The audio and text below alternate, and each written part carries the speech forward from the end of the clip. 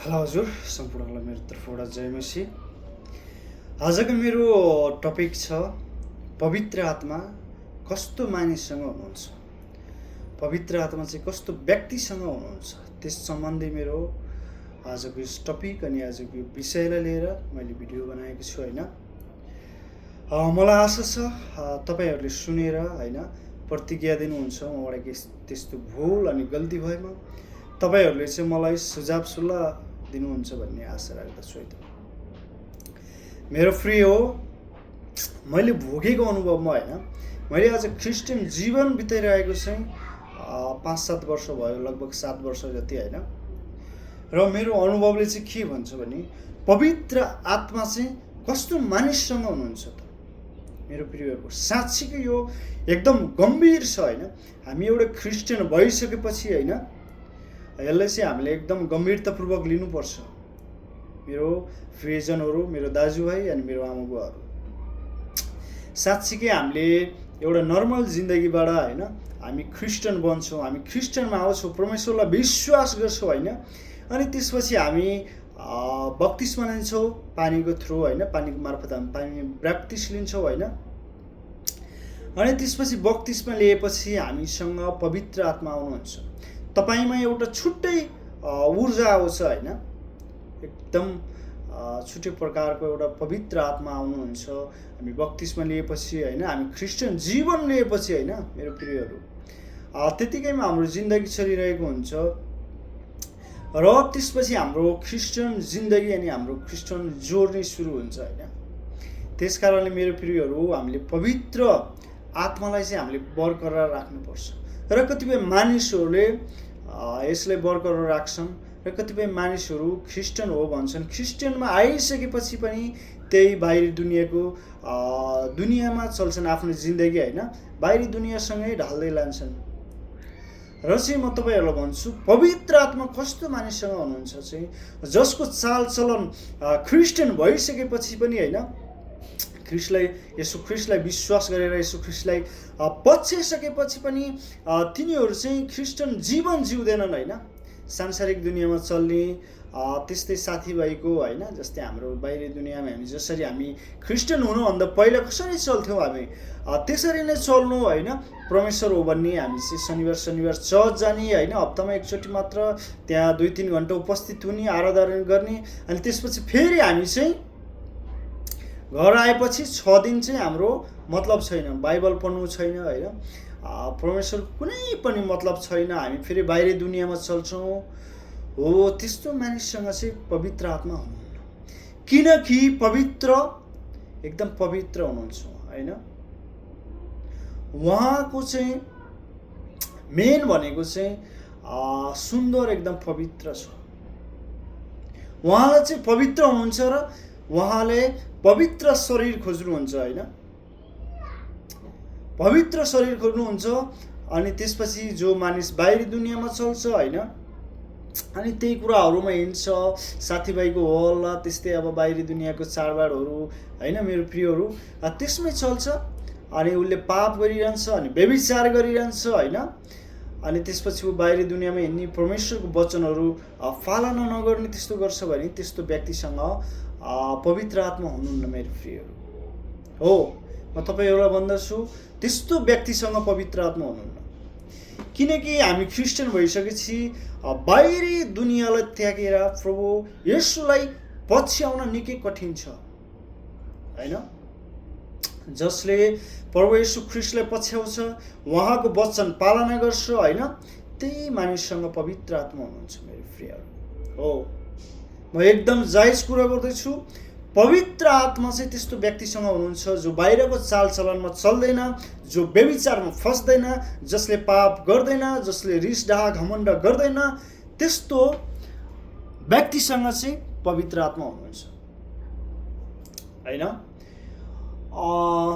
मलाई लाग्छ यो मेरो भिडियो हेरेर बाहिरको होइन, मतलब हाम्रो नन क्रिस्चियनहरूले चाहिँ हावादारी कुरा गरिरहेछ भन्नुहुन्छ, तर होइन मेरो प्रियहरू। हामी साँच्चीकै विश्वास गरेर परमेश्वरलाई विश्वास गरेर हामी क्रिस्चियन भएर पवित्र आत्मामा बप्तिस लिएपछि हामीले चाहिँ पवित्र आत्मालाई सदा सर्वदा हामीसँग राख्नको लागि चाहिँ हामीले साँच्चीकै परमेश्वर पुत्र होइन, पुत्र यीशुलाई हामीले चाहिँ पछ्याउनै पर्छ। उहाँले दिनुभएको वचनलाई हामीले पालना गर्नै पर्छ। तब मात्र हामीसँग सदा सर्वदा पवित्र आत्मा हुनुहुन्छ।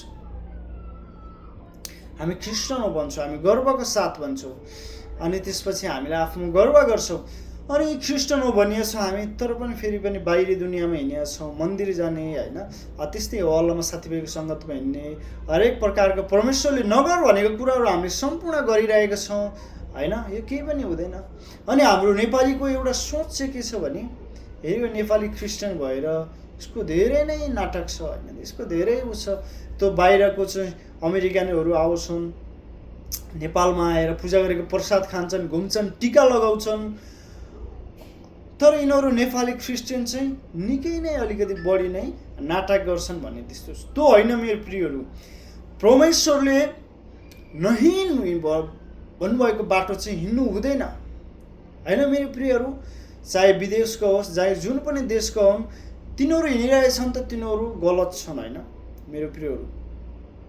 मैले चाहिँ गलत हो भन्न चाहन्न, तिनीहरू परमेश्वरको नजरमा गलत छन्। तिनीहरूले चाहिँ परमेश्वरको बाटो देखाइरहनु भएको छैन। त्यस कारणले मेरो प्रियहरू, हामी चाहिँ परमेश्वरसँग र पवित्र आत्मालाई सदा सर्वदा आफ्नो हृदयमा राख्नको लागि हामी सधैँ पवित्र आत्मामा चल्नै पर्छ र पवित्र आत्माले देखाउनु भएको कुराहरूमा हामी चल्नै पर्छ होइन। साँच्चीकै हामीले थोरै पनि कम्प्रोमाइज गर्न सक्दैनौँ। हामीले सोच्छौँ यो त चलिहाल्छ नि, हामी क्षमा माग्छौँ भन्छौँ, परमेश्वरले क्षमा पनि दिनुहुन्छ होइन। तर साँच्चीकै एउटा साँचो क्रिस्चियन मान्छे, साँच्चीकै एउटा पवित्र आत्माले भर्नु भएको विश्वासी कहिले पनि गलत बाटोमा हिँड्दैन मेरो प्रियहरू। साँच्चीकै म भन्छु, मैले खुद भोगिरहेको छु। मेरो जीवनमा पनि त्यस्तो धेरै कुराहरू भयो। जब म बत्तिसमा लिएँ होइन, अनि ख्रिस्टियन बने, एउटा साँचो विश्वासी बने, अनि मेरो जीवनमा आयो त्यस्तो कुराहरू, धेरै परीक्षाहरू आयो, म आफै परीक्षामा परिरहेँ होइन। र मैले धेरै कुराहरू सोचेँ, साँच्चीकै यसरी जिन्दगी चल्दैन है। यस्तो मैले त ख्रिस्टियन भनेको छु, परमेश्वरमा विश्वास गरेको छु, प्रार्थना गर्छु, हप्तामा एक दिन म चर्च जान्छु होइन, म त्यसपछि उपवास पनि बस्छु, हरेक शुक्रबार हरेक हप्ताको एक दिन उपवास बस्छु, अनि तर पनि मेरो जिन्दगी किन बदलिरहेको छैन त मेरो प्रियहरू। यो भुलमा तपाईँहरू कहिले पनि नपर्नुहोस्। हामी चाहिँ ख्रिस्टियन भएर उपवास गरेर प्रार्थना गरेर अनि चर्च गएर मात्रै हामी ख्रिस्टियन भएर हाम्रो जिन्दगी बदलिँदैन मेरो प्रियहरू। साँच्चीकै तपाईँले शारीरिक रूपमा मर्नुपर्छ। शारीरिक रूपमा मरेर प्रभु येशू ख्रिस्टले देखाउनु भएको बाटो हामी चल्नै पर्छ मेरो प्रियहरू। अनि हामीले सदा सर्वदा पवित्र आत्मालाई राख्नु सक्नुपर्छ, तब मात्र हाम्रो जिन्दगी बदलिन्छ। तपाईँले यो नसोच्नुहोस् म ख्रिस्टियनमा गएको छु, मेरो रोग सँगै हुन्छ, मेरो जिन्दगी बदलिन्छ, म धनी हुन्छु, मसँग प्रशस्त मात्रामा धन सम्पत्ति आउँछ भनेर जानुहुन्छ नि मेरो प्रियहरू। तपाईँहरू यो सोचले नजानुहोस्, बुझ्नुभयो? तपाईँ धन सम्पत्ति दौलतको लागि होइन, तपाईँ यस्तो सोचले जानुहोस् कि साँच्चीकै म यो जिन्दगी परिवर्तन गर्न चाहन्छु। द्याट्स मिन्स त्यसको अर्थ हामी चाहिँ सांसारिक जीवनबाट मर्नु पर्यो क्या, हामी पवित्र आत्मामा जिउनु पर्यो, हामी आत्मिक रूपमा हामी बदलिनु पर्यो क्या। एउटा साँचो ख्रिस्टियन त हो मात्र, त्यस्तो व्यक्तिसँग मात्र पवित्र आत्मा हुनुहुन्छ मेरो प्रियहरू।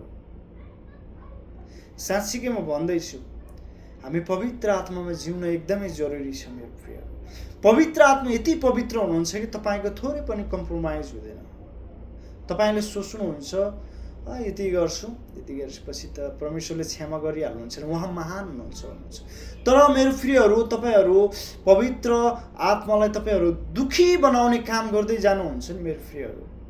तपाईँहरू सांसारिक दुनियाँमा चल्ने, त्यस्तै साथीभाइहरूमा चल्ने, मठ मन्दिर जाने, पूजा गरेको प्रसाद खाने होइन, अनि त्यसपछि व्यभिचार गर्ने, झुट बोल्ने, हल्ला गर्ने, आफ्नो छिमेकीलाई नराम्रो सोच्ने होइन, अनि जाँड रक्सी खाने, तपाईँहरू त्यही पुरानो जिन्दगी जिइरहनु भएको छ भने तपाईँसँग पवित्र आत्मा कहिले पनि आउनुहुन्न। साँच्चीको उहाँ पवित्र हुनुहुन्छ, उहाँ अपवित्र घरमा बस्न सक्नुहुन्न, किनकि हाम्रो शरीर पवित्र आत्माको घर हो मेरो प्रियहरू।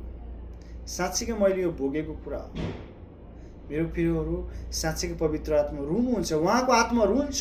त्यस कारणले उहाँलाई खुसी बनाउनको लागि हामीले साँच्चीकै यो सांसारिक बाहिरी दुनियाँ हामीले छोड्नुपर्छ र हामी शारीरिक रूपमा मर्नुपर्छ। हामी चाहिँ आत्मिक रूपमा अगाडि बढ्दै जानुपर्छ होइन।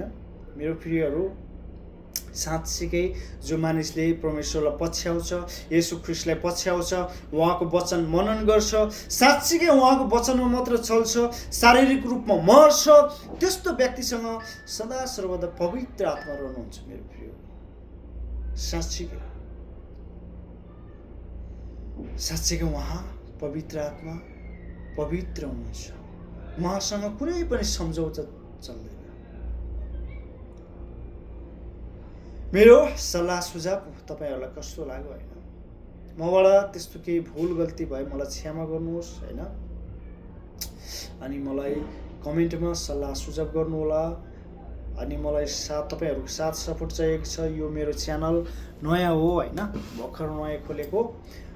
त्यस कारणले तपाईँहरू साँच्चीकै एउटा क्रिस्चियन हुनुहुन्छ भने पवित्र आत्मालाई दुखी बनाउने काम नगर्नुहोस्।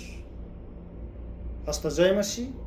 तपाईँहरूको दिन शुभ रहोस्, भलो रहोस्। परमेश्वरले सदा सर्वदा शान्ति अनि सुरक्षा अनि प्रशस्त मात्रामा आशिष वर्षाउनु भएको होस्। जय मसीह।